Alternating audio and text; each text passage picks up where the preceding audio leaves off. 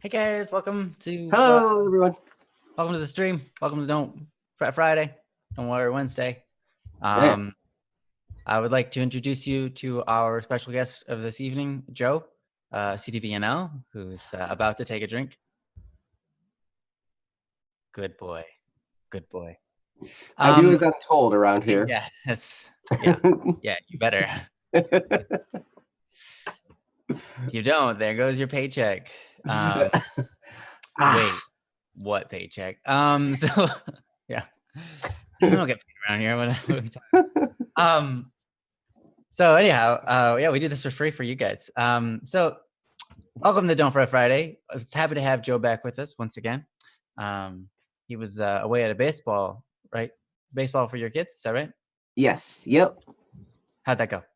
It was awesome. They had a really good game. I tell you, these kids, they're all like 10 years old.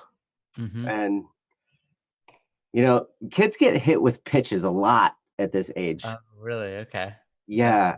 Yeah. I feel bad for them because they get boom, but then they really suck it up, man. And they just go and keep playing and everything. One kid kind of started to cry a little bit and then he shook it off and ran to the base and everything. And I was like, Nice. but yeah. Yeah. I mean, it doesn't feel good getting hit with a ball. Is it softball or are they real balls? They're real baseballs. Yeah, that Oh doesn't yeah, that's the real deal. At least though the kids aren't pitching it at like 150 mile an hour like the pros. So that, Right. yeah, at least you don't lose your arm when you get hit, but it Mhm. still hurts. I mean, it hurts getting hit with an object pretty much no matter how fast it's going. Mhm. Yeah. Yep. But it was a really good on Wednesday. It was a really good game. It was a nail biter. So Oh, really? they were really really Nice. close, and we won at the very end. That But that makes for a really great time mhm, when it's like difficult and challenging. And you're like, oh my gosh, they could lose if they just like one thing could go wrong, and they end up winning it, and it feels mhm, yep, good. it was cool. It's kind of how life is sometimes. Yeah, Yep. So, anyways, yeah, welcome once again. This is Don't Fret Friday, the show where we talk about whatever issues you guys are going through, whether that be relationship problems, or maybe you're just feeling down in the dumps for you don't know why. Maybe you don't know what you want to do with your life, or maybe worried about your dog. Doesn't really matter. Whatever you're worried about, we're here to talk about it and hopefully give you some perspective, and some encouragement on the way. A lot of times you guys already know what to do or the answers or how to figure it out yourself. You guys are actually smart enough for sure, but sometimes it helps to just have someone to talk to about it, and that's what we're here about. That's what we're here for. Um, but yeah, we're not professionals in terms of psychology or anthropology or or many other fields that we might be discussing today. Um, but we can give our best based on our own life experiences. And yeah, please don't sue us. So, anyways, so anyways, yes, please. yeah, please don't sue us. This isn't reverse psychology. Don't be like, oh, they want us to sue them. No. Um, yeah. Awesome. So, I'm excited. We have Random with us today, and we've been waiting for them for like a couple of weeks to get here. Is your issue? You wrote issue expressing excitement. Um, that was your issue. Is that still relevant? I would have to assume that it is. I mean, that's something that it's like a personality thing. Doesn't necessarily get solved overnight. Um, but yeah, if you're down, if this topic is still relevant, if it's okay for us to talk about it, we'd love to go over that. um, While I wait for that response, I'm gonna just kind of run through the names here. If you guys are here, let us know. We've got Angel, Dead, Knox, Amira, Nathan, Bakugo Lover, Sunryosuke, Random, Karma, Rose, Kendra, and Lay, who have comments in the bank for us to Hmm. flesh out. And Lay's was just posted like just now. Yeah, just now. Yeah.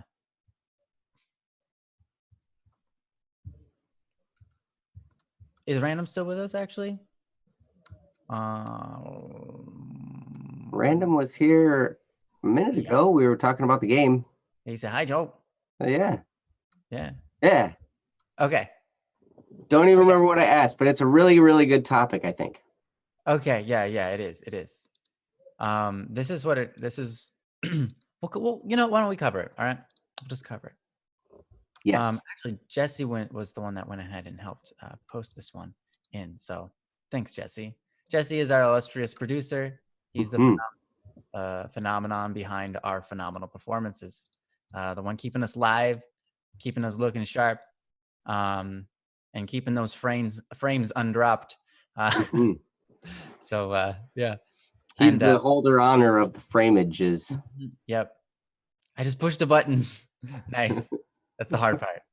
I don't know. We're glad we don't have to, and it's great that you can put the. He's the one that puts the topic up here. Here, I guess it's over here.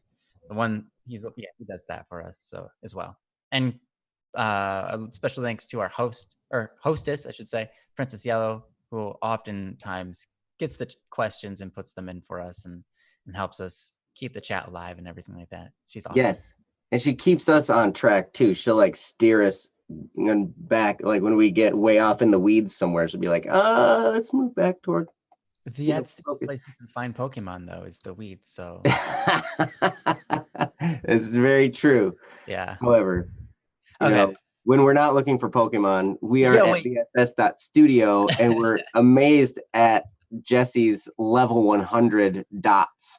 Yes, that's true. That is quite true. I feel like if he could, he would push that over 9,000. he, he Given totally that would. his image is Vegeta, uh, yeah, that's about to happen now. It's gonna be level 9,000. All right, so let's get into it, eh? This Yes. one's from a random lover of physics and the universe. By the way, I love that name. Um, this is called issue expressing excitement. They wrote this. I love science, astronomy. Oh, that's funny because I talked about astrophysics. We are not astrophysicists, so don't sue us. I love science, astronomy, and physics, but I can almost never convey to people how exciting these are and tend to be avoided by people if I do try. How do I convey this to people?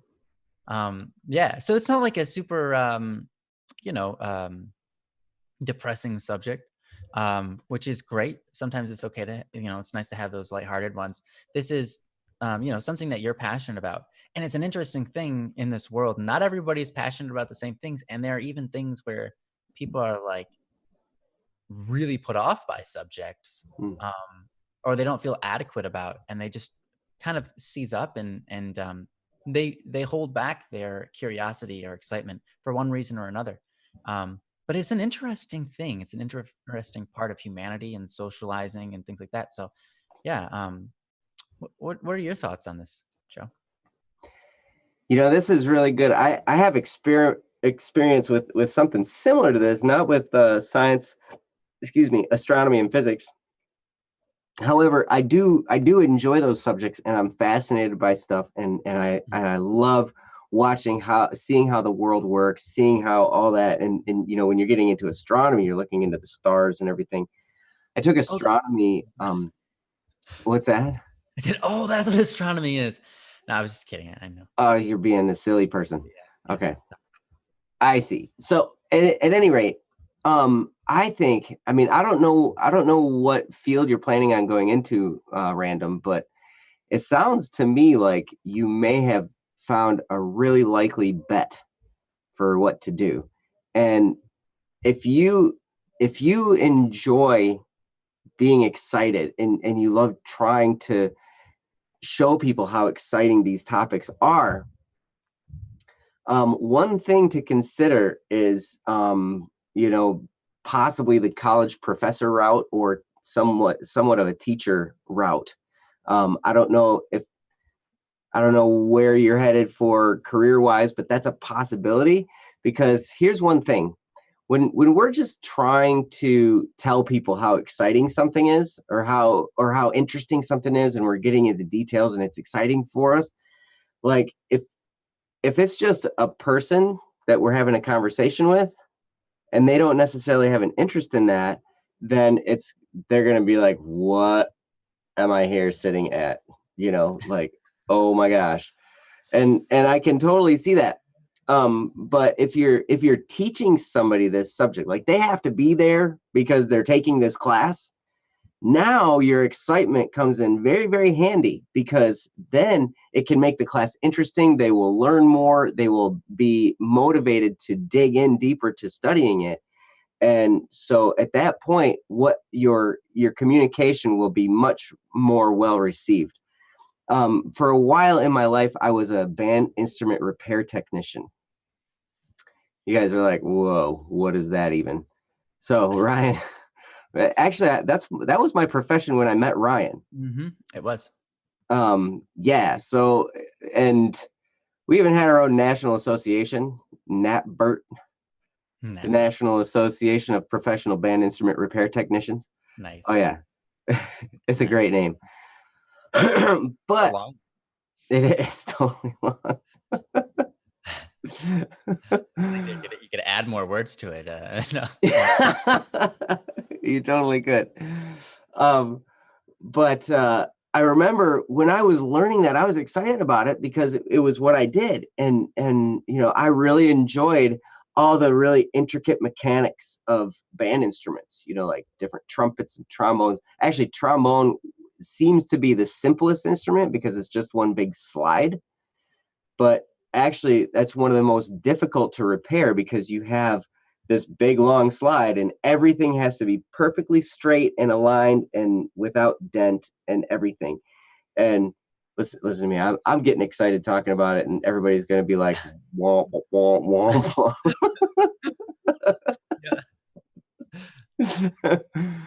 And that's how it was anytime I talk to people about it. I can't tell you how many times I got this face.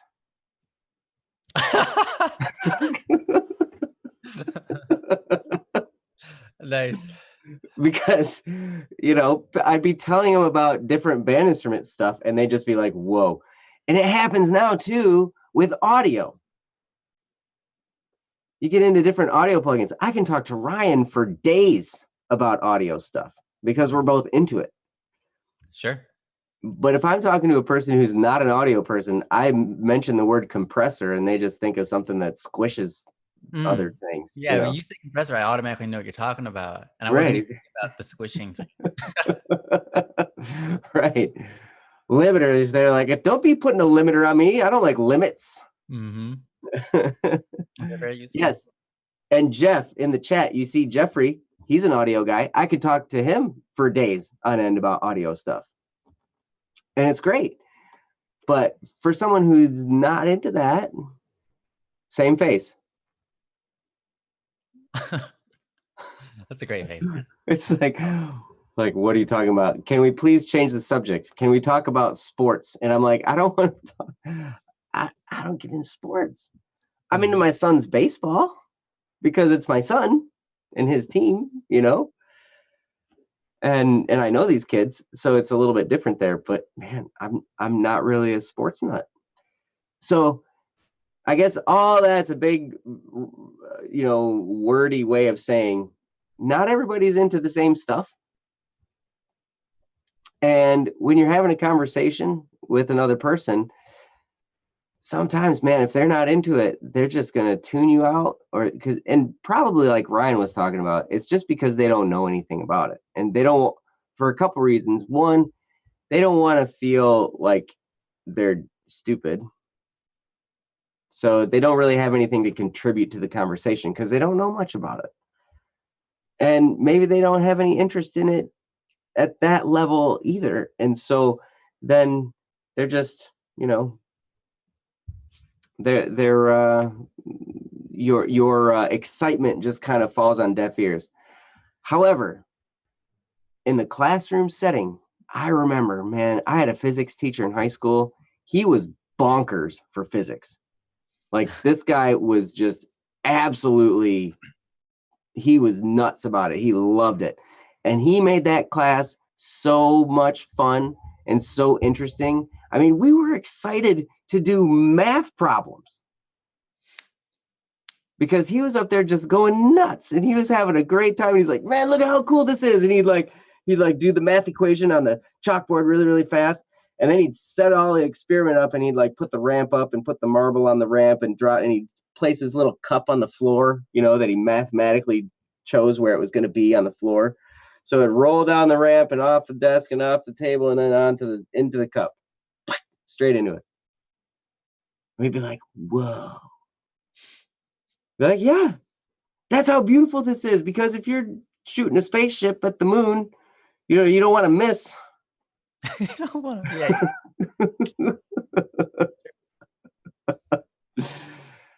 And so anyway, so he loved it. He made that class so much fun. But if I was just talking to him one-on-one, if I wasn't interested in it, I would totally just think, whoa, this guy's weird. So my recommendation when conversating with other people is do the best you can to ask questions and listen and figure out what they're into. And I tell you, if you want to convey the excitement of physics and astronomy and everything like that to people, it helps to first let them talk and see what they're into and listen to what they're into. And it might take a few conversations before you can get into what you're into as well.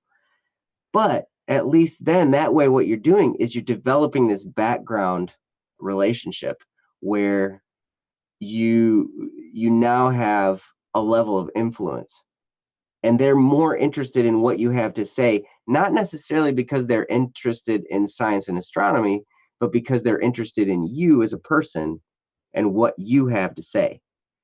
And the reason that is because you took an interest in them and allowed them to speak and allowed them to, share with you their ideas and their thoughts about whatever they're into. And then eventually they just think, wow, this person's really awesome. They take the time to listen to me. Sometime I'm going to do that too. And then they'll be more interested in what you have to say, mainly because it's you talking, because they'll have that respect for you as a person. So that's where I'm going to start it. Ryan, what do you have on this? Sure. There's not really a whole lot more I can add to that. That was really great. And on that last topic though, if you figure out what they're into, you can tie in almost anything into whatever they're into. Especially when it comes down to science, astronomy, and physics. It's going to be, so if you want to, if let's say you have a friend and you're having trouble, like you talk about this subject, you're like, oh my gosh, I learned this fascinating thing the other day about blah blah blah blah blah blah.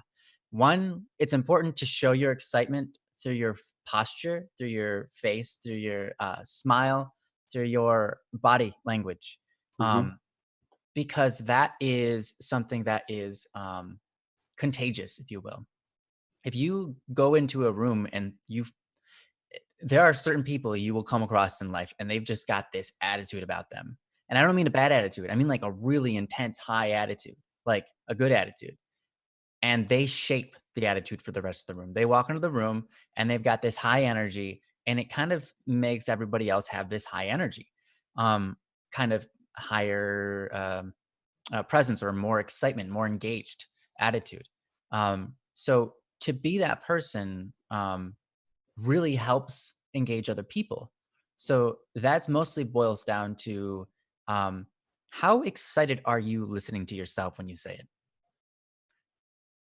Be really excited about that, because if you can be, that will convey to other people and they'll naturally just kind of flow along with you and be kind of at least somewhat more interested than listening to someone who is listing off facts, maybe monotone. I could say, um, in audio, we have this thing where, like Joe was talking about with a limiter, and what it does is it basically, like, it has a certain volume and it just presses it down, um, and it makes sure that things don't go above that volume. And it's like that wasn't really that engaging. It didn't really. I mean, like that didn't make anybody go like, "Oh my gosh, that sounds like interesting. Tell me more." A lot. I mean, some people might be, but just because it's hard for me not to be engaged. It's hard for me to go completely monotone, honestly. But um, but if I were to say the same thing, but be like, and maybe even tie it into what they're into. So let's say they're into, I don't know, like NASCAR. I'm totally not into NASCAR, right? But I know a little bit about NASCAR from the person I'm talking to. And they like NASCAR, so I'm like, "Oh, NASCAR, yeah." I've heard NASCAR is very much different than drag racing because they actually have, like, limiters on cars, in NASCAR so that everybody can't go above a certain speed, is that right? And they're gonna be like, "Yeah, yeah. So the reason they do that is blah, blah, blah, blah, blah." And I'm like, "Yeah, that's interesting. We actually have a limiter in music too. You probably didn't know that, but we use a limiter in music so that when we send the audio out, it doesn't come at a higher rate than other people's songs and then get like distorted and stuff. Because if you go too, if your song is too loud, it will come across your speakers and just be really like distorted and harsh sounding. And I'd be like, Mhm. "Oh, that's interesting." You know, um, if you can tie it into a subject that they like, and it's really easy to do it with science, astronomy, and physics. I mean, you've got so much to choose from there. You can come up with any example, but you can be excited about whatever they're talking about, and you're able to kind of tie it into what their interests are. You can lay in some facts, and that will open them up. Um, and then once they open up a little bit to the subjects that you're interested in, it becomes easier for them to get excited about more and more and more. Um, Mhm. and the thing is, like, we never know what we're going to be passionate about until we discover it. You know, it's just the way we are. Like, I didn't know when I was 1 years old anything, but I didn't know when I was 8 that when I was introduced to the piano, that I would grow up to become a musician. When I was introduced to the piano, I wasn't really sure what I thought about it. And I honestly wasn't like super interested either. And it was kind of just something my mom made me do a little bit of. And then after sitting down on the piano at some points in time, just by myself and playing around, I figured out I kind of liked it. And that's kind of how things are. You don't really know what you're going to like until you're introduced to it, but you have to be introduced to it the right way. If you're introduced to a subject when you are having a bad day, that's gonna change your view of that subject. It just is. And that's kind of weird, but it's true. Or maybe you're having a bad day and you're introduced to a subject, but this subject changes the way you think and it suddenly turns your bad day into a good day. Well, now that has an emotional tie. It has a psychological tie. It has a tie to your history as who you are as a human being. And you're like, no, I'm really into this subject. um, just because it shaped you that day. It changed how you felt. Um, and so as human beings, we have to keep conscious of that. Um, kind of try to, um, if you really want to share and get engaged in a conversation about the things that you really like, you have to be aware of the current situation going on with that individual. That might not be the right time, might not be the right place. They might not know enough about the subject to really get into it, to be passionate about it. There's a lot of different variables to consider. And so um, in that realm, I think the best thing to do is just kind of my best suggestion would be to start small, take baby steps, and and hopeful and see where that goes, um some days they might just not get into it because they're just like not open for new information. They're not looking for it. They're not the last thing they want to do is learn more about physics because they just got done with physics class and it was boring for them, you know um Mhm. it doesn't mean that they're going to be shut off to it for the rest of their life, though. And I think that's important. It might just be that day is like not a good day, right? You can bring it up another day and maybe they'll have a different reaction. Humans are interesting. And I think um, taking all of this knowledge and using it for ourselves is a really powerful thing. Because if we can see this from a kind of like a bird's eye view of like, okay, when I talk about certain subjects, people don't get excited like I do. But do I get excited when other people talk about subjects that I'm not into? If the answer is no, how can I change that? Because then it opens us up to becoming better individuals ourselves at listening to people, at communicating people with, at learning new things. Like there have been many times in my life where I have chosen simply not to learn something because I just wasn't up for it. I just didn't care. Like, oh, I'm not into that sort of thing. I'm not into NASCAR, right? Like, I don't, no, that's just not my thing. So I don't want to hear anything about it. But then when I figured out like everybody's into different stuff, and it's amazing how easy it is to just listen to someone and ask questions and learn about something and figure out how to be into it. Like you can learn to be into almost anything. Mm-hmm. Um, and that's the beauty of a human mind. Um, and then we can use that in how to communicate with people. Now I do know a little bit about NASCAR, not a whole lot, but I've talked to different people about it now, and it's not like such an intense subject where I'm like, no, no, no, no, no. I just shut down when anyone says anything about NASCAR because that is such a boring topic. I'm not like that anymore, right? I've figured out actually NASCAR is kind of interesting. It's a weird political dramatic field of people who are almost like actors who race against each other, who get a lot of money to put the names of things on their cars. And then like there's also a lot within the mechanics of the cars themselves. There's a lot of talent, not only in the drivers, but in the people who repair the cars and change out those tires. That's incredible. Like there's a lot of stuff to talk about, right? And all of it can be interesting. Um, so I think it's kind of like one of those things where you can use this to reflect on yourself and say, how am I doing in this field?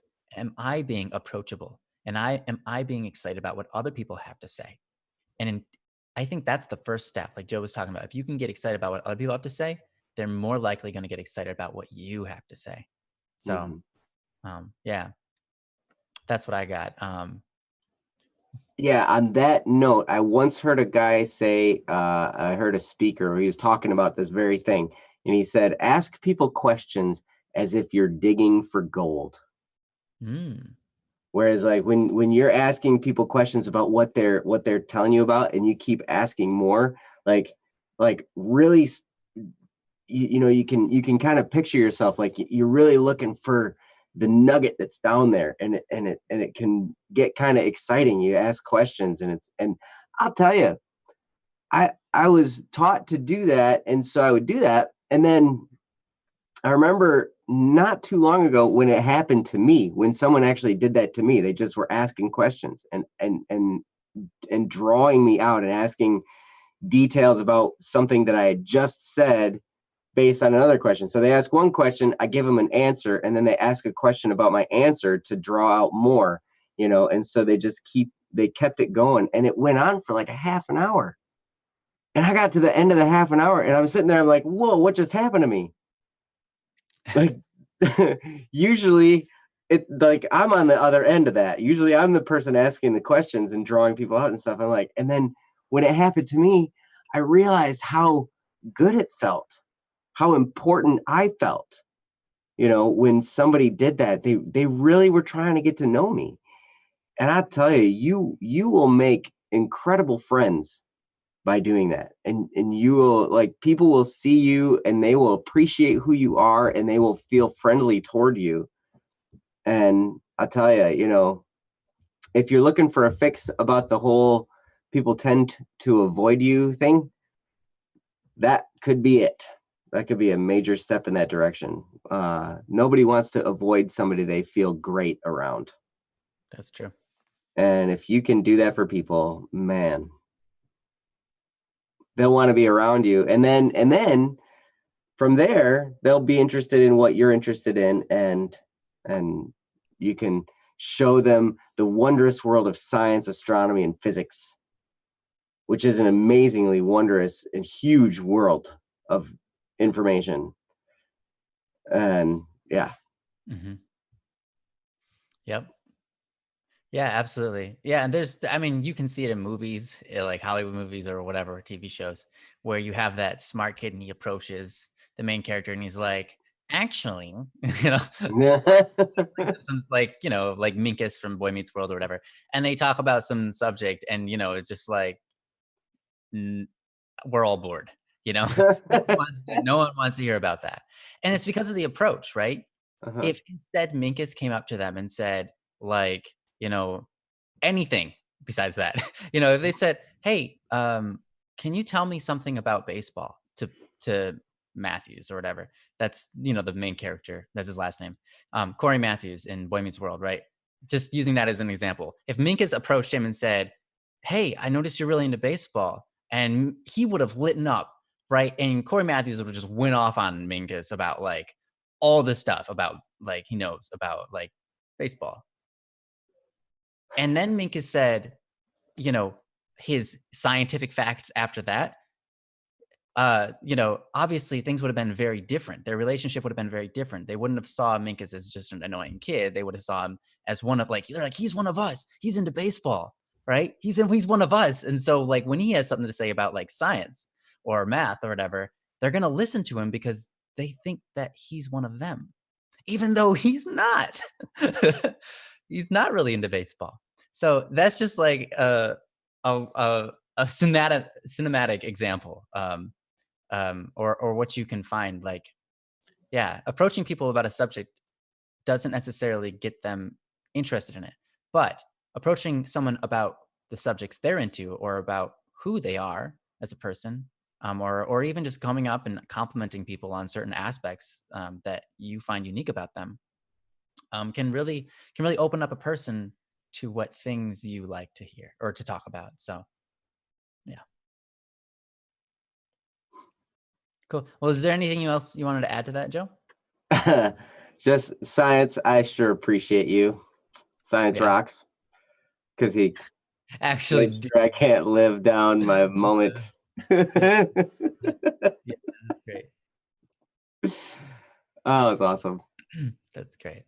So no, thank you, Random, for the topic. And I think there are a lot of us. I mean, I've struggled so much with just for so much of my life. I felt like socially inept Mm, was a great describer of me until I learned some of these principles about, asking questions and being interested in what other people are interested in and letting them talk and all that. And when I learned some of that stuff, it just opened up the world of human relations.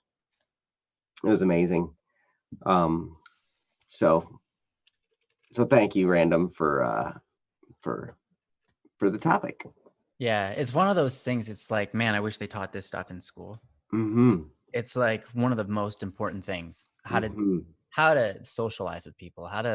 Because I mean, the world is run by people. I mean, that's like the most important thing you could ever hear in school is, "Hey, the world is run by people." By the way, that would be like if anything was ever said in school, that would be the one thing to say. Like, so figure out how to deal with people. Like, figure out how to talk to people. How to get. They don't teach us. No. Uh, Instead, you just get thrown in. Some people make fun of you, and then that's your first impression of humanity. And you're like, "Man, what am I doing here? Like, I dang can't make it. friends at all. Like, what's going on?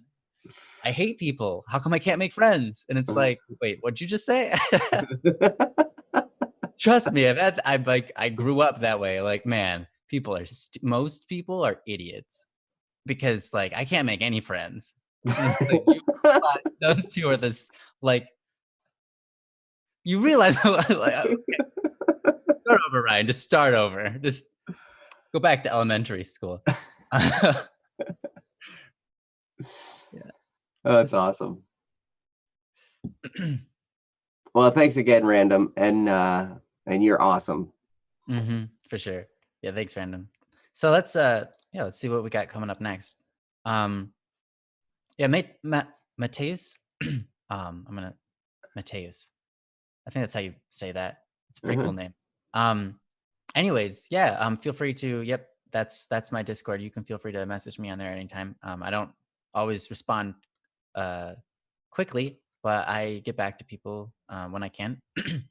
And if you're going through something, this is the show that we're talking about issues. This is honestly one of the best things or best places you can talk about that, because no one here is going to judge you, um, and we're going to give you the time to kind of flesh out what's going on and really talk to you about it. And then you don't just get my perspective; you get Joe's perspective, who's going to have a slightly different perspective than me, and it's going to be like really good. Um, so Sometimes, sometimes way better than mine. Um, sometimes not. don't lie to me. Which is why you're on the top bunk. on the top bunk. That way I can fall farther when I fall.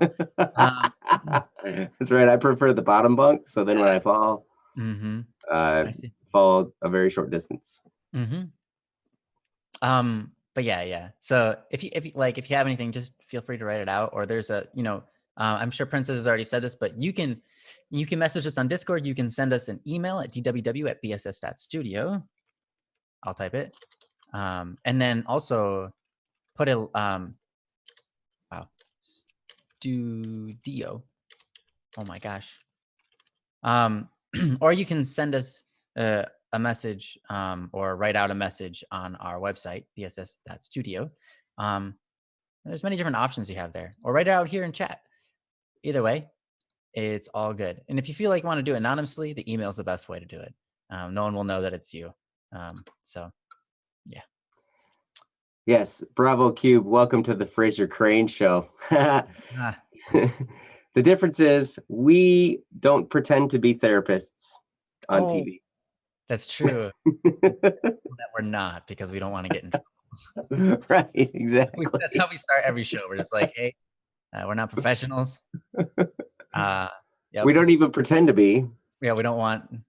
We're not actors acting the part of a professional. That's the interesting thing, isn't it? Like professional actor, professionally acting who they're not. Yeah. Yeah, that's a real skill. Yeah, I know. It's That's amazing. a real skill. And then you No. have to study up on the subject. I mean, you can't just perform going in willy-nilly. Like, you have to learn as an actor, like, how to do or understand certain aspects of that job that you're pretending to have. So, Mhm. kind of interesting. Yep. I really enjoyed that character. I think he was on the character was on Cheers years Mm, ago, and then also had his own show, Frasier. And yeah, I always enjoyed him. He was fun to watch. But yeah. Nice. All right, so I'm gonna kind of head down this list once more. See who we have available. Um, these are past topics. We've got one from Angel, Dead, Knox, Amira, Nathan, Bakugo Lover, Samyosuke, Karma, Rose, Kendra, and Lay. And I know for sure that we have Kendra with us today, and Lay, of course. mhm. Um, who both of no, just Lay's was posted today. Okay. Um, so since that's the case, again, if you're here, let us know. But we're gonna go. Why don't we just get headed on Kendra's? Okay. This from Kendra. It's called "Busy, Busy, Busy." Um, she posted Oh, this on our website, bss.studio. Thanks, yeah. Kendra. You're an amazing person. We love to have you around. By the way, so happy to Yes. see you back and kind of in full swing here with us. Um, this post reads as follows. Recently, I've been selling a lot of artwork. Nice. Mm, I have a bunch of records that I am painting because they are either scratched or broken. Well, I have 8 commissions, 3 of which are big paintings, each done with different paints, and 5 records. I am happy that I am making money this way, but I also have my summer job working at a restaurant, and I also have my YouTube channel, which I am working on. So, with all of this, I am up late at night painting, and I haven't been making my videos like I want to. The next day, I'm very tired, but I get up and get back to painting before I head into work. I will be getting a break this week, but I still have a lot of paintings that I still have to get done. I want to get back into making my videos, but I don't want to force myself and then my stuff end up not being that good. What should I do not to push myself so far? Am I making sense? Anyways, thanks for reading this, Kendra. Awesome. yes, Thanks. you are making sense, Kendra. Yeah, you're making perfect sense to me. This is a really great subject, and Joe definitely has a lot of experience in this for sure. Um, and I mean, he really does. Don't let his laugh fool you. Um, but yeah, no, this is a really great subject. Handling your schedule. There's so much to do in a day, and it's awesome that you're passionate enough to keep on working that art even late into the night, and then when you wake up first thing in the morning again, that's really impressive to me. I know that art isn't one of those things where you can just like you have setup time, you know, you actually have to prepare yourself for it. Um, so to me, that's really impressive that you go that far. So, anyways, I'm gonna hand it over to Joe here and see what wisdom he has to offer for you today. Wow, Kendra,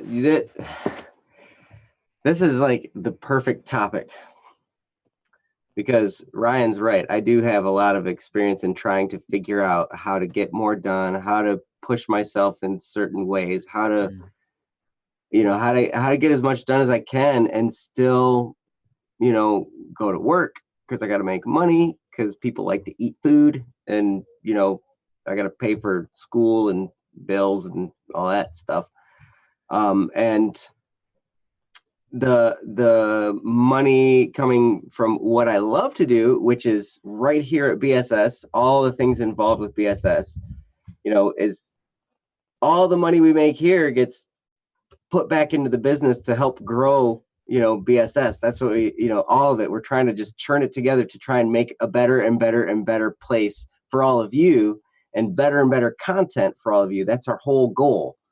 And so we don't really take much for ourselves there. So I got to work, full-time job. Also, I have my kids and my wife, and we do taekwondo, and there's sports and everything like that. And so it's just a really, really insanely busy lifestyle. mm, So I understand some of the ideas of feeling busy, and you have entered that realm now for sure. Because what do you do when you have more that you want to do than you have time to do? If that makes sense. Did that sentence make sense? impressive. Okay, because because there are all kinds of things I want to do. There's all kinds of different shows that I want to produce. I mean, we've got Don't Worry Wednesday and Don't Fret Friday. We've got other shows. I'm working with with Slightly Above Average Joe. If you were here Wednesday, you saw him. Joe, I'm working with him to produce another show, and we've been working to try and figure out how to get that put together so we can begin releasing that. Also creating music and different things. We've got stuff we're trying to do in the background to support Static P and some new projects coming from him. So there's a lot of stuff going on top of my job and my family and everything like that. So I thought the answer at one time was just sleep less. That's what I thought the answer was going to be. I was like, I just got to figure out how to live on less sleep. And, there's been I've had some adventures with that whole deal. I would not recommend cutting out sleep, because I think you get to a certain point where you're just less effective, as you go along. You just get to the point where you're tired, and so you're not as good at what you need to do. So especially in the arts, I would not skimp on sleep, because what you're doing here, especially, you've got commissions here. You've got people that are commissioning you to make artwork for them. And so you obviously want to do the best you can there. And so to be sharp and to be, attentive to what you're doing and to do things, properly is important. And so being well rested is important there as well. So one thing you can do, one thing that helped me a lot actually was I kind of got a daily schedule, and I tried to fill out, okay, how do I want to spend my day? And so I would look at the day, and it had half-hour time slots. Now you can go online and you can just, like get a printout of a daily schedule sheet or whatever, right? And so this particular one started at 4:30 in the morning and went until 11 o'clock at night or something like that. And so I was like, this is just about perfect, because, I'm doing stuff for just about that entire time. So, So I would just block out, okay, I got work for this time. I've got this kid's activity here. I've got family time here, different stuff. And I would put all that in my daily schedule. And then once I had that and I had a visual representation of it, I would say, all right, I'm going to block out an hour to work on this particular project. I'm going to block out a half an hour to work on this particular project. And, I would have to try and prioritize. So to me, that's one of the biggest things to learn is how to prioritize. If you can learn, okay, what's the most important stuff I got to do? Obviously, your job and sleep and, your basic life activities, those are very important. It's good to maintain yourself and to, go to work and earn an income and all that. So when you have this time outside of there, it's like, okay, how am I going to split this time up? And if you can be vigilant with your schedule and say, all right, I'm going to spend this time before work to paint. I'm going to spend this time after work to paint. And then there are going to be times when you're going to have to say, this is the end of my allotted time, so I have to stop. In fact, I would recommend it. Once you get to the point where you're looking at your schedule, I would not recommend just leaving it open-ended. Like, I'm just going to work on this until I'm too tired, and then I'm going to be done. What I would say is I would give yourself a definite cutoff time and say, all right, I'm going to work from this time to this time. And at this time, no matter what I get done, I'm stopping. And at first that seems counterintuitive because it seems like, well, I'm not going to get as much done. But here's the beauty in this. If you do this for about a week, in fact, I noticed after about a few days, I think, what started to happen was I used that time so much more effectively. Like, I would look at, okay, I only have an hour, and I'd set my timer and I'd set it for an hour. And then I knew when that alarm went off, I was done. I'd have to just stop, pack it up, and be done. I started getting so much more done in that hour because I knew I had a time limit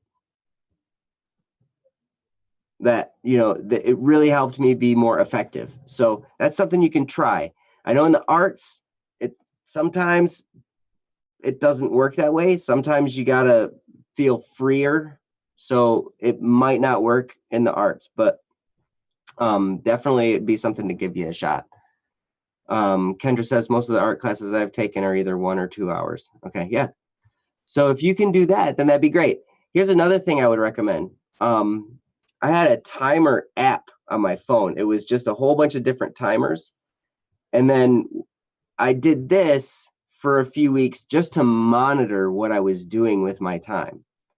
So I'd have a sleep section where I'd start it when I went to bed, and then I'd turn it off when I woke up. So I'd see how much time I was spending sleeping. I had, all right, basically getting ready in the morning, which is like eating breakfast and taking a shower and getting, shaving my head and stuff like that. All that kind of rolls into the getting ready and personal stuff, right? Then work, and then anything else I did, entertainment, different stuff like that. So what I started to find was I would spend more time than I probably should have in entertainment. Whether it's just, I mean, here we are on YouTube. I of course, I don't want to say, hey, don't watch YouTube, but I would spend a lot of time watching YouTube, just mindless. Have you ever done that before, where you just kind of get off in a trail and you're just like YouTube? I think everybody's done that. Yeah, where it's just, then all of a sudden an hour and a half goes by and you're like, I watched nothing important. Like, Yep. So I did that just to monitor. I got this timer app just to monitor how I was spending my time. And you can do this just as easily with a pen and paper. Just write down what time you start doing something, write down what time you end doing something. And the only reason that this is not something so that you can beat yourself up, the reason this exists is so that you can see where you're spending your time and then decide where to make adjustments from. You're doing this just to get an idea of how your time is spent. And then you can start to find little more bits of time here and there. I find I'm more effective in the morning, so I go to bed earlier and get up earlier. And so that way I know, like, as I'm getting my day going, then that's when I'm the most effective. So you might play around with that as well. Maybe going to bed earlier, getting up earlier, and when you're more refreshed and alert, spending more time before you have to go to work doing painting and stuff like that, you might get more done. So, and then, okay, Kendra says I'm more effective at night, a night owl. Good. That's good to know that. So then, yeah, I struggle to get up earlier. I understand that. So, and then as far as the YouTube videos are concerned, to keep your YouTube channel going, maybe you can just block out a little bit of time, try and figure out how much time it would take you on a daily basis to accomplish a few things for your YouTube channel while you are working on the painting. Because every once in a while, something's got to get set, take a lesser priority. And it sounds to me like right now, the painting is the top priority. You've got people paying you. You've got people that are, they're looking for your work. They're wanting your work. And so that's kind of like, hey, that's like the top thing right there that I need to spend my time outside work doing. So then YouTube can kind of take a back seat a little bit, not go all the way away, but if you can find a little bit of time, maybe a half an hour per day, maybe a half hour before you start painting, or you take a break from painting and work on that for a half an hour or an hour, that might work as well. So you can kind of play around with that and see what you come up with. But that's a lot as far as just technical stuff. So I'm gonna hand it over to Ryan, and he's gonna say something profoundly wise. So Ryan. Yeah, Joe definitely has more experience in this field than I do. I would say replay everything Joe did. If you wanted to go back and take another look at everything Joe said, that can be really helpful. Because Joe does get a lot done, and he has a lot of things that he does. One thing that I would maybe suggest is that make sure you're giving yourself enough time on any one thing. And what I mean by that is enough consistent time. So if you are painting a picture, right, and you only have like 20 minutes before you leave for work, and so you're going to get as much done there as possible, I would say don't do it. Instead, it takes the human mind, they say it takes about 20 minutes to get fully immersed in what you're doing. So if you're working, to get fully like immersed, as in like all of your creative juices are kind of aligned and you're all just, you're fully engaged into what you're doing. And it takes about 20 minutes. Sometimes that includes reading a book. If you pick up a book and you start reading it, your mind is still lingering on other subjects that happen throughout the day or whatever. And your mind isn't fully engaged into the book until about 20 minutes of reading it. And I think that's an important thing to remember. So if you wake up in the morning, you're trying to get as much done before the day like starts, like before your next activity, and you've got like, only half an hour to paint, I would say get just a half an hour more of sleep instead, so that later in the evening, you can have you can get more done, because you can be more productive because now you've got that half an hour at the end of your schedule instead of in the beginning. And it's not how to separate it out between different tasks. If you try to do one task and then just switch completely, do a different task, and then switch completely, do a different task, it becomes really hard on the mind to really do any of those tasks really well. But if you give each task a certain amount of time, like Joe was saying, give something an hour before you just call it quits. Um, then you can probably get a lot more done. Um, I mean, try to imagine, for example, you're folding laundry at the same time as you're cooking, at the same time as you're washing dishes, right? How much are you actually going to get done? You're gonna, if you decide to cook, you're gonna cook pretty much. You might get a few dishes done, and you might get like one pair, like one pair of clothing done. Like it's not gonna be much. Um, and that's kind of how a lot of us end up living our days. Is we get distracted by what's around us. If we're working on the computer, right? Um, and then we think of something, we're like, oh yeah, I need to look up a word. So you look up a word and then you see something on the web page and you're like, oh yeah, I wanted to do that other thing too. Let me write that down so I don't forget it. And then you're writing that down and you see like the other stuff you have written down. You're like, oh my gosh, I forgot I need to do this. And then you go do something else. And then you get distracted completely, like in a conversation with somebody. Or you, like Joe was saying, you get uh, somehow you just watched 15 videos on YouTube and you're like, how did I end up here? Like what happened? That happens to us as human beings. So making sure that you're on one task at a time um, is really the best way to get things done. Don't worry too much about multitasking unless it makes sense. For example, it would make sense to me if you were going to paint and record yourself painting for YouTube, right? Mm, That's a multitask that you can actually perform because you're not mhm. actually recording. You're not you don't have to manage that too much, especially if you do it like, by the fifth time you do it, everything's set up. You don't have to worry about it too much. Um, so it's something like that. That is a multitask, which kind of works. But if you're multitasking other things, I would say stop that because your brain is going to get far much more done that's meaningful on if you focus on one subject at a time. Um, I know that many times if I'm working on a song, right, and then someone messages me, sometimes it's something important, but and then I look away and I look at that conversation or I try to respond to them. Um, at that moment in time, I have a very big susceptibility to just completely like abandoning my project.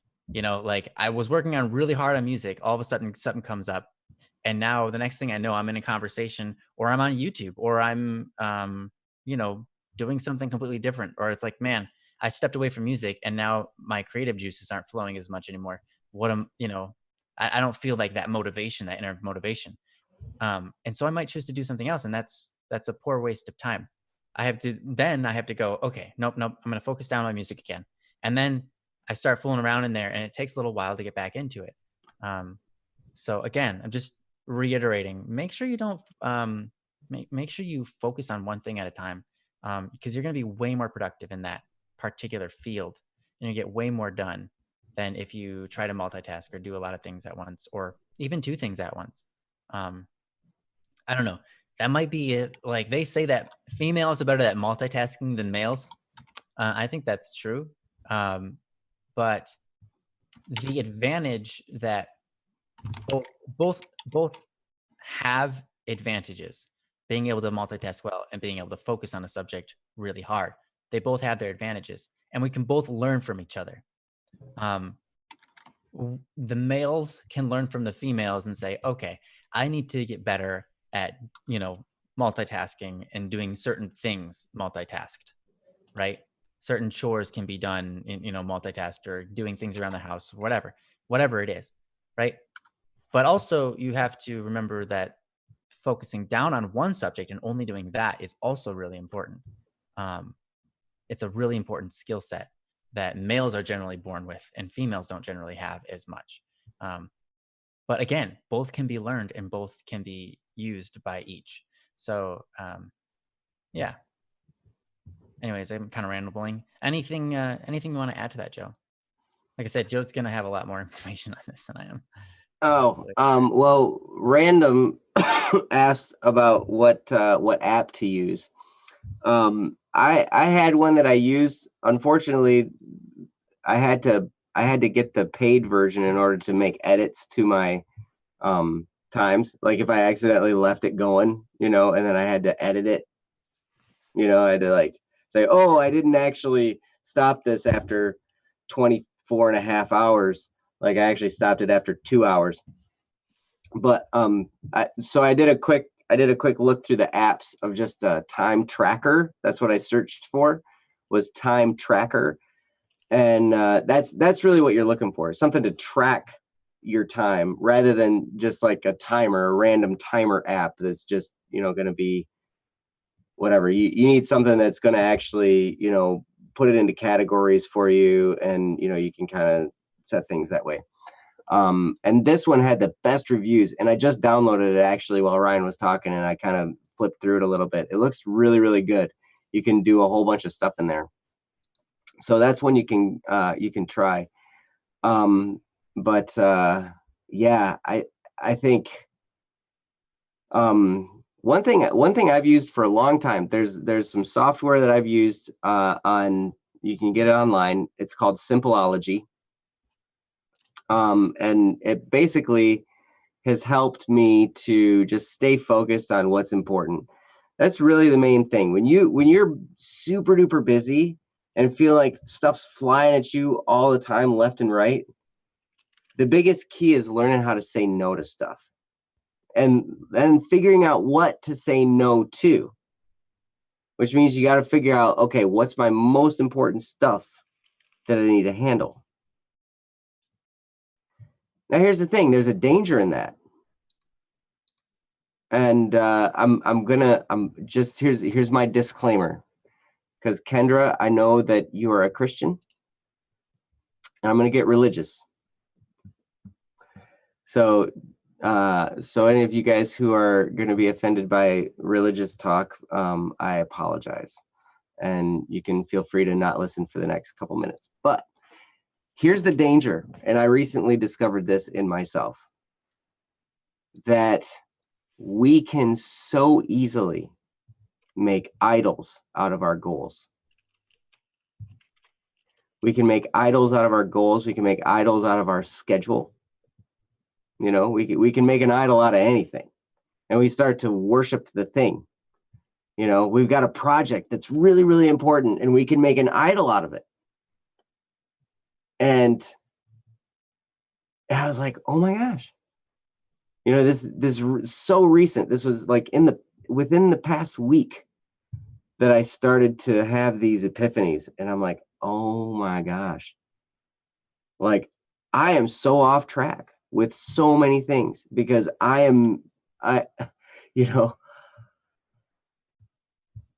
made idols out of all this stuff. And so I kind of went through a few days of just being in a haze where I was just like, what do I do? Like, oh my gosh, like all these things I've run after for so long, all these things I've been trying to do, and I have put them at such a high level of importance in my mind that they actually became idols. And I think, I'm still kind of working through the mud on this, but what I'm starting to see is that it doesn't matter as long as what I'm doing isn't sinful. It's okay to do whatever. But whatever you're doing,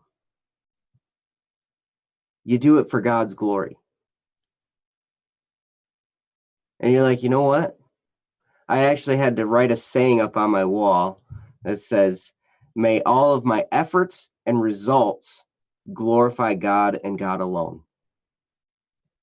And that starts to put your mind in the right perspective. It's like, okay, I'm going to work hard, and I'm going to pray before I do it. And I'm going to say, God, may you be glorified through all of my efforts that I'm working on here. And then I'm doing this as an act of service to my Creator, which then removes the idolatry, or at least I think. But I did want to mention that because, Kendra, I know you're Catholic, and I know that of utmost importance is our relationship with our Creator, and because without Him we've got nothing. So but it's really easy as you get busy, busy, busy, and all this stuff comes flying at you. And all of a sudden, before you know it, you're so focused on what you're doing, you're forgetting about God. Or you're doing it for yourself. You're doing it for your own self-aggrandizement. Or you're doing it for your own success or whatever. And then we get so off track. But yep, just remind yourself, that don't get so attached to your goals that they become idols, I guess. Don't let them become things that you worship. Let them become means to serve the world. Here you have people that are buying your art, and I'm so excited for you, because I remember when you first started coming to these streams that you were trying to figure out artwork, and you were running into a problem with art school, and all that was going on, and now here you are doing art, and people want to pay you to do art. That's awesome. I'm so happy for you. But if you can make your art something that serves the world and serves people around you, rather than creating something that's just going to make you prideful, then you'll be on the right track. I promise. And so I definitely, as you go along, be on the lookout for that. Be on the lookout. Make sure you're not worshiping your craft, because I certainly am guilty of that. And yeah, so anyway, I wanted to mention that. Yeah, that's a great point, and it's a kind of a dirty hole to be in, because you end up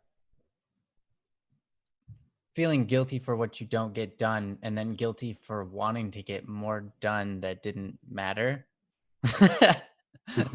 It's a weird place to be.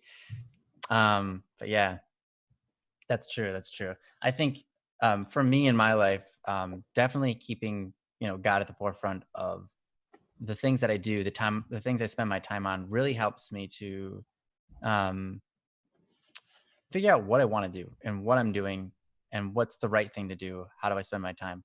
And is my time in vain? There are things that, like talking to people, that's not necessarily a bad thing. Like being distracted from my music and spending time with people, that's actually, that's a good thing.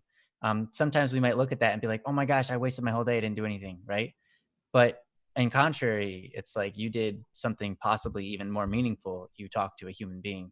You gave them your time. You gave them your best. You you shared a relationship with someone that God also loves, other than you. And I think that God is glorified in those things. So yeah, um, keeping that in mind also keeps us level headed when it comes to you know how important, or how I guess how the balance of values between our activities, and what is um, truly valued and not, um, in the realm of everything, in the grand scheme of things, and then that keeps us on the right track. Mm-hmm. It's kind of interesting, but yeah, for sure. Yep. You got this, Kendra. You can do it. You can do it. Just Absolutely. take a deep breath, get some organization about yourself, about your schedule and everything. And remember who you're doing it for. Mm-hmm. Applesauce muffins. Nice. Applesauce muffins. Awesome. Well, thank you so much for this, Kendra. Hopefully that was helpful. It is a tricky thing trying to balance out your schedule and getting everything done, and adequate sleep, and adequate food, and adequate um, other human needs. So yeah, it is an interesting thing trying to juggle all of that, and no one does it perfectly, and that's okay. Don't expect to solve this just overnight, right? This is something that takes a while and to figure out, and for your body to adjust to whatever schedule you're trying to set it up for. Um, and so don't worry about every day being perfect, because it's not going to be. It's not supposed to be. And I think that's the beauty of it. So just keep at it, and yeah, whatever schedule you do set up for yourself, give it your best, and see where that takes you, and then you can learn and adjust off of that. There's this something we call PDCA: plan, do, check, adjust. Um, and I know that Joe is a firm user of this method. It's pretty great, but basically you have a plan and you do it, and you do it for a while, and then you figure out, okay, uh, I'm looking at it and there's some issues with it, like right here, right here, right here. I need to change those things. So then you change them, and then you do that plan. And you just keep on doing that over and over and over and over until you settle into what you find is at least better than it started out. Mhm. What works for you. Your schedule is going to be different than another person who might need less sleep than you, or who might need more food than you, or whatever it is. So not everybody has the same mental strengths or capacities or attention spans or whatever. So we're all different. Mhm. Um, and don't ever expect to have a schedule like, wow, that was my perfect day, Mhm. because that's generally doesn't happen, and that's all right. That's not really what we're here to have, a perfect day. So it's all good. But I wish you the best. Yeah. Yeah, and I can't wait to see it. Please share it on bss.studio Hmm. if you can. If your commissions will allow you to post pictures of some of the stuff you've done. I'd be really interested to see Yeah, I'm actually interested. what you do with the records and everything. Yeah, That sounds really cool. that sounds interesting. That sounds pretty cool. I would like to see that. Hmm. Hey, Magician Jester, long time no see. Hope you're doing awesome, man. Yeah. So it looks like the next one on our list that is here today is Lay. Yeah. So why don't we go just jump right into that one? Hey, Lay, how's it going, man? Nice to see you. Yeah. You're amazing. You're amazing, dude. I love your humor. And you and the fact that you're here with us almost like every single time we do this, even though it's super late o'clock, and I'm sure you're very tired. Hmm. We appreciate you. We really do. Hmm. Um, okay, so this is from Lay. It's called Truth or White Lie. Interesting. Truth or white lie? It ends in a question mark. So that's what Princess titled it. It reads as follows. Thank you, Princess, by the way, for posting this Yes, for Princess. Thank you. access later. It's so helpful. Um, anyways, it reads as follows. I learned something potentially harmful to a lot of people in my surroundings. Namely, one of their mutual friends was apparently causing a lot of ruckus and going on romantic adventures with lots and lots of people, including people from my surroundings. They do not know that. Question is, should I lay out the truth gently to people as I usually do, or is it a white or is a white lie better here? And that's kind of where the question ends here. Um, that's interesting. We might need maybe a little bit more details, but maybe not. So it seems as though somebody in your group or your surroundings is kind of causing issues with people because they're going on romantic adventures with lots of people, and that naturally, uh, as human as that is, causes a lot of drama and issues between people. That just happens. Um, so uh, yeah, that's kind of an interesting thing. What do you do in that scenario? Do you tell these people what's going on, or do you just kind of let it sit? Do you just share a white lie? I get it. Um, that is one of those conundrums where you're like, what's the best here? What's the best for the best outcome? But yeah, what do you have to say here, Joe? Hmm. Well, I'm hoping I'm getting this correctly. I'm gonna reread it again out loud just to get it in my head. Um, I learned something potentially harmful to a lot of people in my surroundings. Namely, one of their mutual friends was apparently causing a lot of ruckus and going on romantic adventures with lots and lots of people, including people from my surroundings. They do not know that. So I'm guessing the people that this okay, so this person is going on romantic adventures with lots of people. These lots of people don't know that this person is going with lots of people. They're thinking maybe it's just them. Is that I'm kind gonna of what I'm guess that's what it is. Like that's the vibe I'm something getting? something like this one person is cheating on like 15 people type of idea. Right, Maybe not right. 15, but still, I think it might be something like that. Hmm. Uh, and maybe it's not cheating because they haven't reserved themselves, like saying, "Hey, we're dating, we're a thing."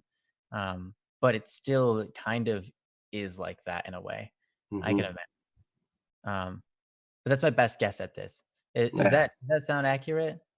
Okay. that's as accurate as we can get. Okay. Yes. No, but that's I understand. Yep. As we can get. Yes. Yeah. Yeah. Uh, first of all, I feel really sorry for the person that's causing the ruckus and doing this, because their mind has to just be so clouded. I mean, to go around like that would be. Uh, I know for my mind, I'm married to one woman, and that's like way plenty. That's too much. No.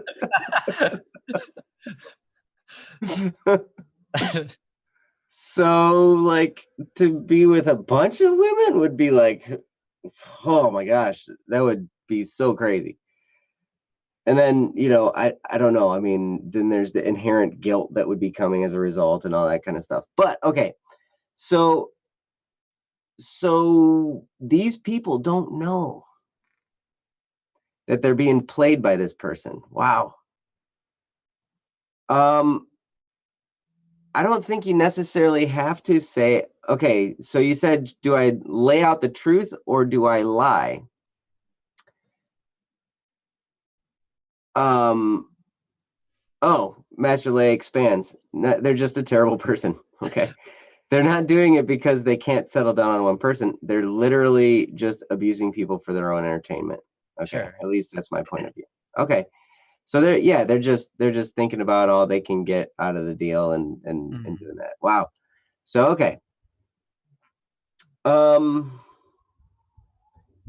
I don't know. It really is going to kind of depend on each individual person, where each one of them is at any given point in time. I mean, there like sometimes things just need to play out. As much as we could seem to be the hero by showing another person, like by showing someone what's going on with this other person, it could also create uh there's hmm, it's tough because I can see a couple things happening. One, I can see a person saying, "Oh my gosh, thank you so much for telling me. I'm going to stay away from that person now." Break off all conversation. I also see another response possible where that person then says, "No, that's not going on, not at all." And they can totally be in denial and shove it back in your face. And at that point, you can say to yourself, "Well, at least I tried." But um, yeah, I mean, it depends on a couple things. It depends on where this person is at, and it also depends on your relationship with each individual one of these people that you're thinking about telling. Sometimes we don't have the type of relationship that we can just offer this kind of information to someone. Like if it's a close friend of mine, then yes, I would tell them. And I'd be like, "Hey, you know what? This is going on." I would just take them aside one on one, where it's just a private conversation. And I would say, you realize, maybe you don't realize, but this person has been doing this type of activity all over the place. And I've noticed that you're one of these people. And, I just wanted to make you aware that this was going on. I didn't know if you're okay with that or not, you know, like, So that so you might be able to do that, but for a person who you don't really know all that well, that it would it might be more harmful than good to just tell it, and you might just keep quiet. So you may not necessarily have to tell a lie. Sometimes you may just have to be silent. However, if you have the type of relationship that people will listen to you, then I would say, yeah, tell them. As much as it could hurt them to learn this information, in the long run, it's going to be better for them that they know. So I'm gonna I'm gonna start with that. I'm gonna turn it over to Ryan quickly because I want to see where he goes with this. All right. All right. That's fair. Yeah, one of those touchy subjects. There's also another wrench in the boat here. That's a weird phrase. That's not how that phrase goes. Um, anyways, uh, another weird thing about this scenario is it could be a sensitive topic, um, in light of the actions each individual is taking. For example, if you're approaching a friend and you realize this friend is doing something that they don't know you know about, like for example, I'm approaching a friend and it's like, I know that you're doing physical activities with said person. And it's like, all of a sudden, the cat's out of the bag. Like, how do you know that I've been doing that? And, like they might deny it. They might be really ashamed of it. And so there's that aspect of it too. Trying to figure out, how do you approach somebody about a relationship that, um, might not be entirely pure in the first place. Hmm. Um, when you in, when you go to someone to talk to them about something that they might be somewhat ashamed of or might be hiding, then that becomes, yeah, it's a really delicate situation where you might end up, um, having it backfire, having them kind of go into this rebellious state of, denial or like, justification, self justification to make it so that they don't feel so bad, things like that. I'm going to read quickly what you said here. I was thinking of a solution in my head throughout the stream, but I don't know if it's reasonable. I think I could bring it up as a rumor example. Uh, hey, did you know Dave? Oh, Dave's dating Susie. Interesting. Um, but then I'm thinking, what if they treat it exactly like that? Just a rumor. And that's a good point too. And I don't think, I mean, there are situations where you want to try to do things like that, but most of the time, I found it best, in all honesty, I have been through many scenarios in life, similar to this, or where you have a relational conflict between either you and another person, or two friends, or, uh, even like people you don't know. And you enter in the scenario and you're like, okay, what do I do? And I've tried many things. Um, and I've tried hinting at things. Try to, I usually do often move a conversation from one place to another to get the conversation in a place where I can talk to them appropriately about things. But saying things like, usually when I try to say something like what you just said, uh, I get called out for it, or it doesn't go how I want it to, or they figure it out and they're like, why did you approach it like that? That was like, you're kind of like, I feel like you were trying to lie to me or whatever. It's a little bit under underhanded, undermined. I don't know. Either way, um, I found in my life the best thing to do was to be 100% perfectly honest with a disclaimer in front of anything I say. Hmm. And what I mean is like, approach the person, and say, "Hey, here's the thing." So, like, usually I would start up a conversation, like just a normal conversation, like, "Hey, how you doing today? Oh, sweet. Yeah, did you, check out that thing? Blah blah blah, whatever the conversation goes." And at some point throughout the conversation, bring it around and say, "Hey, by the way, um, I kind of want to talk to you about something, and I like my I really care about you. And the only reason I want to tell you this is because I'm worried about you and I don't know what to do in this scenario. And I don't even, I'm not sure if I should tell you because I don't want you to get hurt. And so, whatever you hear from me next, like understand I am in no way trying to hurt anybody. And I don't want to blackmail anybody. And I don't want to, um, like, cause gossip. I don't want to spread rumors. I don't want any harm to come to anybody from this conversation I'm having with you right now. Okay. So just hear me out and start the conversation like that. And then you say, um, so you have this friend, blah, blah, blah.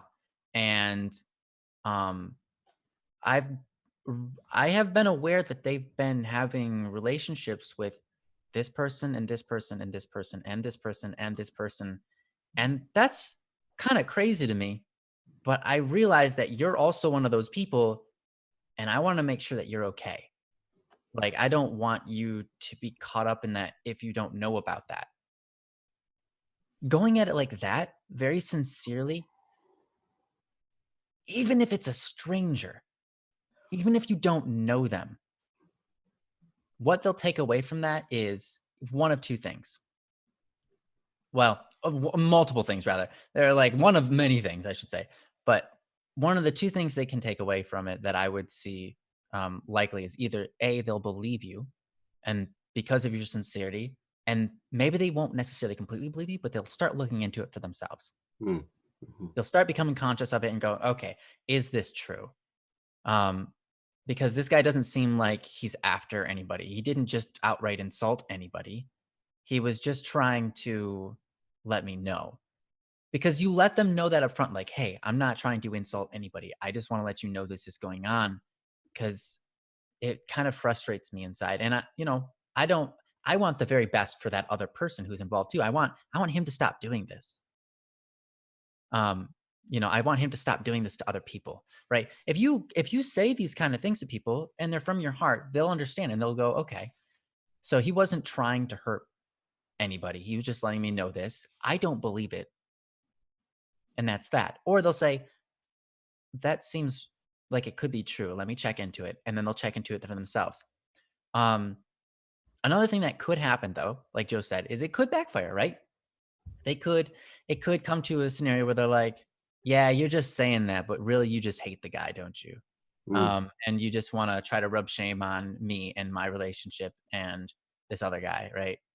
They could come to that conclusion, but you really dial that down if you start with a disclaimer. Mhm. Disclaimers are one of the most important tools when you're about to have a conversation with somebody where it could hurt them. Um, so again, start with a disclaimer. Um, I think that a white lie in most scenarios is not good. I mean, especially if they come to you and ask you. Obviously, if it's in your presence and it's being talked about sincerely, like people are wondering if is this going on, then you're not obligated to say anything. You're never obligated to tell the truth necessarily. Um, but I think it would be wise if people are coming to you and asking about it. I think it's wise to say, yeah, there is something going on there. I've noticed it myself. I didn't want to hurt anybody, so I wasn't sure what to say. Um, but yeah, I think there's something going on there. I would check it out more. Saying things like that, I think that will probably do you solid if people ask you. Mhm. If no one asks you, um, again, you have no obligation to tell them what's going on. Um, there's this thing to disprove morals. Um, I know I've been confronted with it a few times. People say, "Okay, you see a man chasing down a woman down the street. She runs into the alley, and the man is like chasing her, like he wants to kill her. He comes to you and asks you, where did she run to? Do you tell the truth or do you lie?" And then it's like, and they go, your religion says that you have to tell the truth, and so you have to kill her. Basically, you are the one that causes her death because you told the guy where she is. But that's not really how it works. Mm, Um, in truth,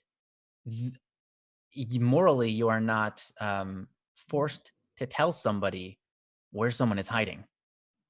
If they're hiding, right? You're not forced. If someone asks you a question, it's very acceptable to say, uh, "I'm not gonna tell you," you know, or mhm, that's it. Honestly, sir, it looks like you're chasing her to kill her. So I'm not gonna tell you where she went. You're protecting somebody at that point, mhm, and you're doing no lies or truths necessarily. You're just protecting somebody, and there's nothing wrong with protecting somebody. Um, and so life isn't always just necessarily black or white. There's usually multiple different options besides telling the truth or telling a lie. Um, and kind of doing your best to protect people is good. Sometimes, though, in life, protecting people is the wrong thing to do. I don't mean wrong morally, but I mean it's not the healthiest thing. Um, and so I think that's a really important aspect of this. You want to give people the best life they can have, right? You want to go out there and do what's best for them. And in a scenario like this, what is best for them? For them to not know about this or for them to know about this? And I think knowing about this and being able to make the choice whether they want to commit to a relationship with this person or not, if they want to confront this person and say, "Hey, look, I know this is going on, and I want to work this out through with you," or maybe they'll be just mad at the person, right? But either way, ultimately, I think it is in their best interest to know about the issue. Um, but again, I think like Joe was saying, there is a sensitivity to relationships and your relationship with that person. And that's why I think the best thing you can do is start with a disclaimer. mhm. Um, so if you feel so obliged to let them know for their benefit that, hey, this is going on and I don't want you to be caught up in it because I care about you. I think that's very reasonable. And you can tell them like, and you can make your own choice from here. Whatever I tell you next, you can just make your own choice. Like I don't mind. I just needed to tell you because this is um, part of your life. So yeah, that's kind of how I would go at it. Yeah, yeah. I like what Ryan was saying. And yeah, Master Lay says, yeah, I will certainly try telling them and I'll approach it gently. Yes, with the disclaimer would be great. Um, because the thing to keep in the back of your mind is I noticed in your topic, you said, I learned something potentially harmful to a lot of people in my surroundings. It is harmful. It's harmful now. What's happening is harmful. It's not that you saying something will be harmful to them. It's that what is happening now is harmful. Right. So bringing light to it isn't going to make it more or less harmful. It's just going to be showing people the truth of what's going on. So It is going to doing make that them feel pain, but that doesn't necessarily mean it's harmful. right, and it's not that you would be causing them the pain. This person who's doing all this adventuring is causing the harm. That's the person causing the harm, not you. You're pointing out something that's going on that, yeah, I mean, and I've seen a lot of people in the chat like, yeah, I'd like to know, or, I mean, keeping the secrets is definitely going to be, it's just going to prolong the pain. So I've noticed that you said, Lay, that you're friends with a lot of these people. And so yeah, the people you're friends with, absolutely you should tell them. And I think what Ryan was saying is absolutely true too. Even people that aren't necessarily your friends, but if they know you, or it might not take everybody. You might not have to go and have this conversation with each one of them. You might Mhm. just have the conversation with with a few of them, and then word will get around to the rest of them. You know, but here's the thing: I understand, Lay, that you're afraid. I see that. I see you just posted that. I'm just absurdly afraid. To be frank, I think that's Yeah. what TV means. Yeah. So and no, that's a completely legitimate response to this. Mhm. And what you probably should do is prepare yourself for the possibility that there will be some kind of a confrontation at some point, that you will have to deal with that. Either from someone who's just denying it from you, like they'll just shove it back in your face and say, no, no, no, that's not happening. That's not, you're just coming up with stories because you don't like the guy. That's a possibility. Or it's also a possibility that the person will figure out that you're the one telling these people and be upset with you. While we're just laying it all out on the table, that's a possibility that they're going to find that out and they're going to confront you. And that has happened to me before. Happened to me in high school. And I remember dealing with that for the first time, dealing with someone coming and confronting me about something and kind of roughing me up a little bit, shoving me around and stuff. And I'm like, I didn't know how to respond to that because it was really freaky, you know? After being a property inspector for a while and getting confronted like that on a daily basis, it's like, it's no big deal anymore. It's just like, yeah, whatever. People come and they make a bunch of noise at me.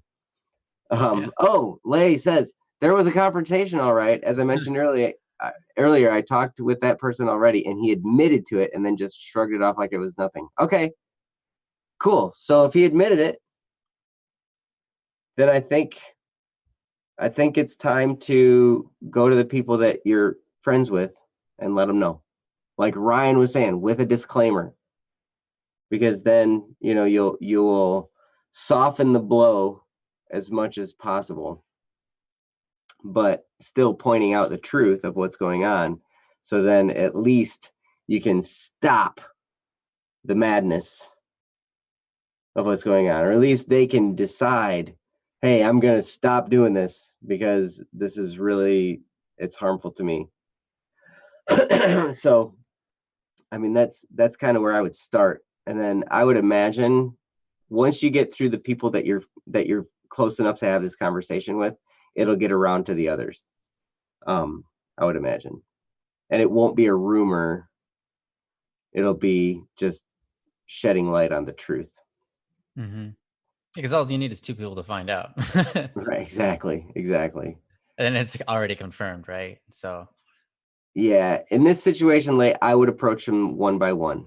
I would do that because this is a pretty sensitive topic, and especially like if you approach two people and one of them is willing to listen, but then the other one is not, the other one is in denial or something, or is fine with it and they might have an influence on the person that would be willing to listen, but maybe not. So I would definitely approach one-on-one with this type of a topic rather than trying to get them in a group and stuff like that. yeah, obviously you could get them in a group and say, you could just ask one of them and it's like, hey, are you in a relationship with blah, blah, blah? And then they would be like, yeah. And then everybody would turn their head. And it's like, all right, I'm done here. Yeah, you guys figured it out. You're all dating that guy, aren't you? So, yeah, I mean, that's out of the bag. But that's not necessarily But that's then what? drama. Like, Then you might. they might hate each other. Like, that's not Right, necessary. Um, right. I Because think, it's not yes. necessarily their fault. Yeah, it's not their fault. Private conversations are usually the best way to go about sensitive subjects like this. I found, but um, because a lot of times when you have a non-private conversation, everybody puts it onto themselves and feels like everybody else is looking at them. Hmm. Like it's like I'm the one that everyone thinks that cheated on them with blah blah blah, but it's like no, you're all thinking that. It's you know. Anyways, it is a weird situation. I think to approach them one on one is the best thing to do. And yeah, for being scared, um, don't worry about it. You Hmm. know, um, things in life like relationships, you, honestly, um, they're a two-party deal. Um, and if you try to help somebody and they, uh, if you try to help someone and you shed light on the truth of a scenario and they retaliate, then that relationship is going to suffer. but not because of you. You tried to do the right thing, right? And because of that, you are also just keep an open mind to allow the relationship to fix itself if something bad happens, right? Because there is that chance. Um, but I think if you let them know why you're telling them, right, that really does whittle down the chances of them taking it wrongly and hating you. They might be upset in the moment, but they'll come around more than likely. Um, so I wouldn't worry about it too much, um, especially since the point of a relationship.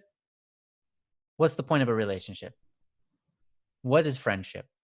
Well, I think like I talked about this not too long ago. A great way to define friendship is off of the understanding that it's the opposite of an enemy.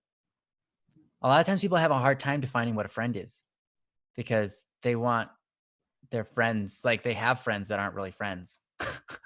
I think people have a hard time defining friendship even as children. But if you want to define someone who hates you, that's not too hard. Or if you want to define an enemy, that's not too hard. An enemy is someone who stands against you. Period. That's easy. Hmm. Someone who stands against you. You can have an enemy and an ally in what like two different fields, right? You could have an enemy, he's your enemy in one field, but an ally in another. Someone who stands against you is your enemy. Um, and oftentimes, more often than not, it's their actions which are your enemy, their point of views which are their enemy, not the actual person themselves.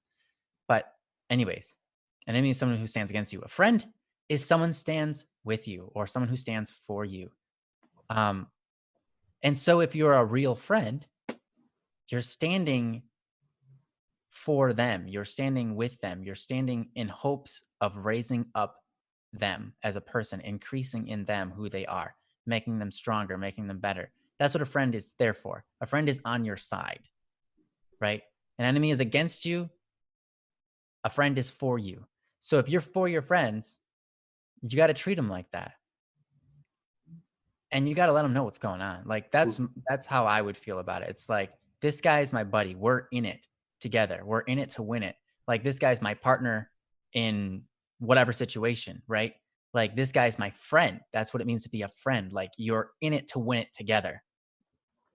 And if you've got information that is causing that is like not good, right? They should know about it. Um, and that shouldn't put conflict between your relationship. And if it does, you've done what you're supposed to as a friend. So you were being a friend. Hmm. Um, and it's just that the pain that they've been caused has got to them emotionally and has changed their logic a little bit. And they feel like you're maybe against them because you caused them pain. But that's only a misunderstanding, right? And they can come around. Um, so I think that the right thing to do is to let your buddies know what's going on, kind of thing. Hmm. If you're in a battle, right? If you're in war with a nation, right? And you've got some beef on the enemy, like, hey, I know where the enemy's going to be at this time to kill us, right? You don't just be like, that's going to hurt them if I tell them. They're going to get scared and they're going to be worried that the enemy's going to come and attack us at this time, at this hour, in this place. Like, I don't want to tell them that because that would probably scare them. And then they wouldn't like me because I would be the one they would attach that feeling to. Mm. Yeah. People react intensely and will be like, oh my gosh, but that doesn't make you the bad guy. Telling them is going to feel like really important. Mhm. So yeah. Anyways, sorry, Joe, you wanted to say something? I just no, I was waiting for you to, finish this part because there is one more thing to address, and that is what happens in the event that this person then comes after you. Say you go and you tell these people, and then the perpetrator here is now finding out that you're the one that messed up their cool little situation they had going on, and so now they're upset with you. And you said, you talked about the possibility of violence. Um, I'll tell you this, I mean, I've had some martial arts training now, for a while, and One thing you can look up some Krav Maga videos that might help as defense. But I'll just tell you this basic principle.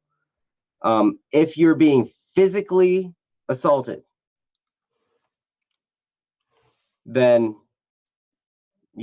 at that point, there is nothing sacred to get you out of that situation. I would target the privates, to put it bluntly.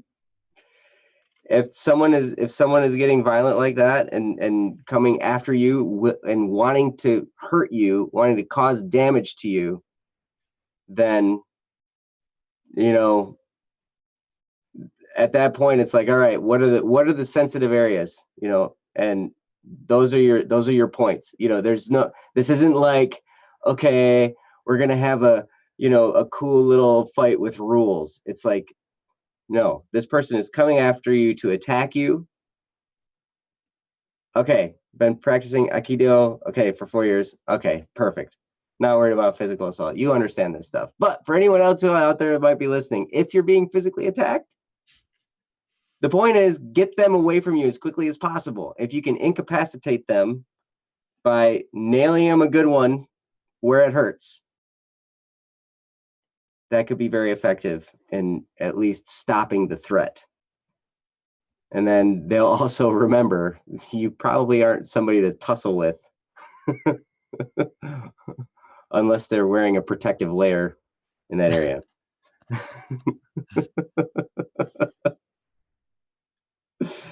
So just an FYI, privates, eyes, ears.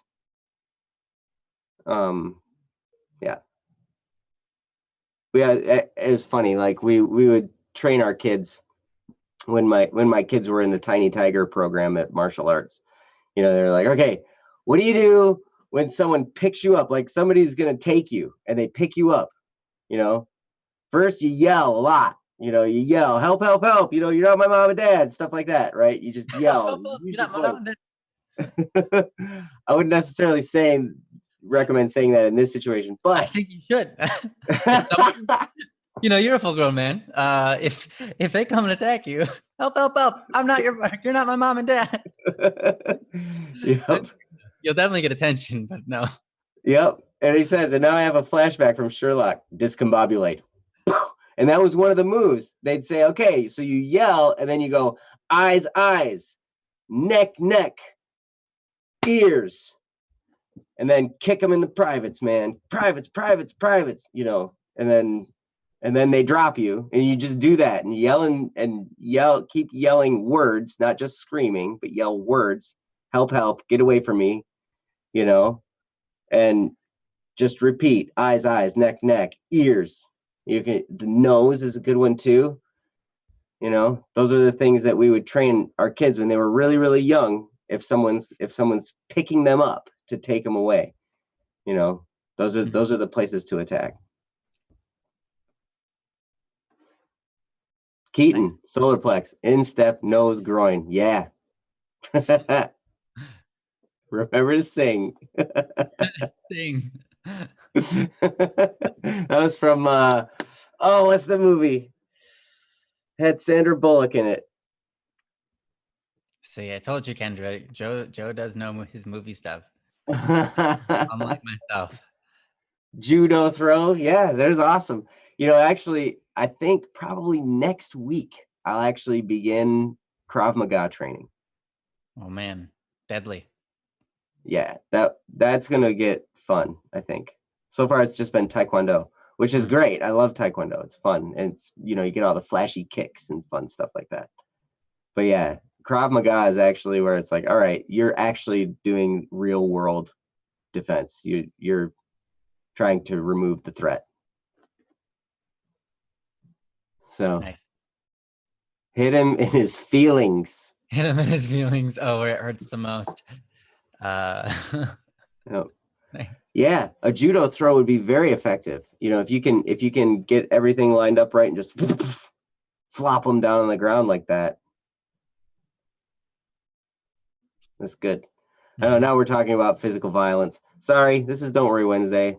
Yeah. We don't necessarily go there, but there is in this situation, there's always kind of in the back of your mind, like, what if this came to that? And yeah, it's good to Oh, know. nice lay. Well, he says their friends are practicing Krav Maga. Be ready for a lot of limb pain. Oh yeah. Hmm. Yeah, I know there's a lot of elbow stuff. I've noticed there's a lot of anything that's Oh man. like forearms and elbows and because you're just using blunt force.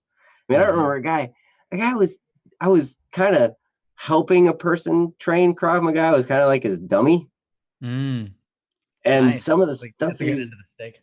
that's right. Luckily, he wasn't full force anything like that. Mm-hmm. But he was doing stuff, and he's like, okay, and he's explaining to me as he's doing. He's like, now I have lots of options. Now we're in this position. I could just stomp on your leg and break your ankle. I'm like, please don't. That would Yeah. not be fun. Oh, that sounds wonderful. Yeah. Don't do that, please. Yeah. So anyway, but Lay, you got this, and I think, yeah, um, yep, this, you know, the right thing to do, and but I would definitely approach each one on one and do that. Mm. I think I think I would uh learn if I could learn a martial art to be Muay Thai.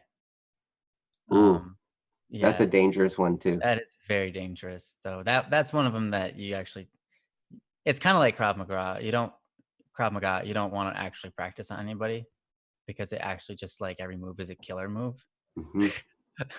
every, Yes. every move is a potential to kill. That's kind of like intense. Um, Um, I want to learn how to kill people with no weapon. yeah, that's pretty brutal. But yeah, Krav Maga is definitely. I think it's like the number one for most deadly. Yeah, they say, but when I search through it, it's always either Muay Thai or Krav Maga are the Uh, deadliest martial arts. And they say that the description of Krav Maga was always like, this is a martial art where your whole goal is to inflict as much pain as possible in as short a time as possible. Oh my gosh. Just like much pain as possible, not stop them from what they're doing. No, pain. That's like torch, jeez. Oh my gosh. Yep. Because that stops them. Mm-hmm. Oh yeah. Yeah, when you put someone in pain, they're like, okay, no, I'm done. I'm done. I said I'm Yeah. done. My arm's still broken. uh, Yep. So, Lay, thanks for the topic. mm-hmm. Yeah, who knew it would end up here? But yeah, thanks so much for the topic. It is great.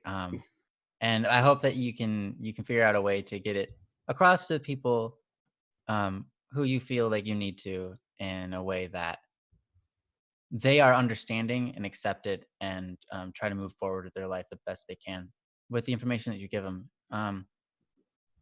Yeah. Good luck, my friend. Hmm. Good luck. It might take a while before you see all the good come from this. It might Hmm, be a lot of drama and turmoil for a while, but that's true. rest assured you'll be doing the right thing. Hmm. Yeah, and you might be surprised at the amount of people who go, "Wow, thank you for letting me know." You know, because that happens too.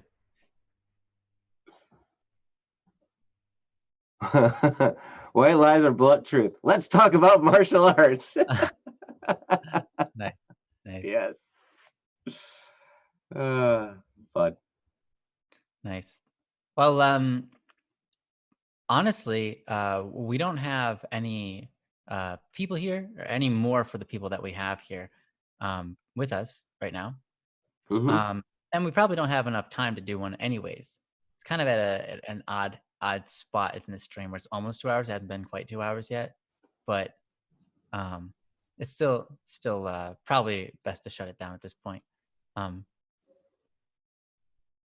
hour 59 minutes. Yeah, see, not quite 2 hours. So That's the silent voice that no one else can hear that we can hear. It's the nice. voices in our heads. Yeah. So we Also can make known our as way from. Jesse, level 100. Mm. Did you find a way to get yourself over level 9,000? He's gonna do that for the weekend. Nice. It's great.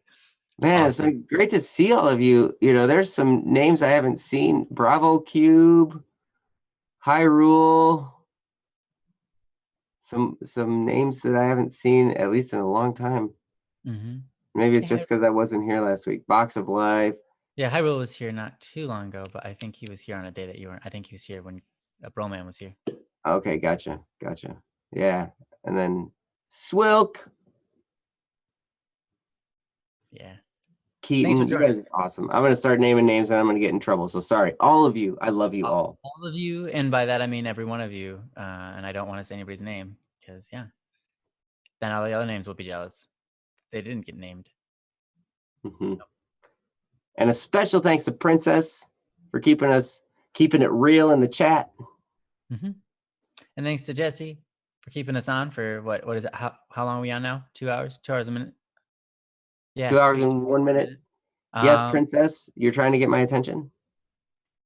CDVNL, she says. Let's not forget about Ryan and Joe, okay? No. Can we have a word from our sponsor? Oh, what's the word from our sponsor? Nice. Well, I guess that's up to random lover of physics and the universe. What's our word from the sponsor today? It's up to What's random. Yeah, It's word. random. Give us a random word that's our word for the day. Oh, Hyrule says honey. Honey. Honey.